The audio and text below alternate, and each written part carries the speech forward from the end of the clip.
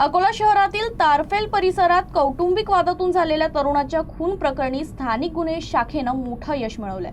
14 जूनच्या रात्री झालेल्या हत्या प्रकरणाचा तपास वेगानं करत पोलिसांनी अवघ्या 12 तासाच्या आत एका आरोपीला अटक केली असून इतर फरार आरोपींचा शोध सुरू आहे।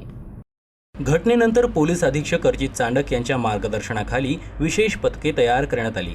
अकोला, शेगाव रेल्वे स्टेशन, बसस्थानके, हॉटेल्स आणि इतर ठिकाणी रात्रभर शोध मोहीम राबविण्यात आली। या कारवाईत निलेश उर्फ दद्दू विजय बोरकर याला ताब्यात घेण्यात आलं असून उर्वरित फरार आरोपींचा शोध सुरू असल्याची माहिती पोलिसांनी दिली।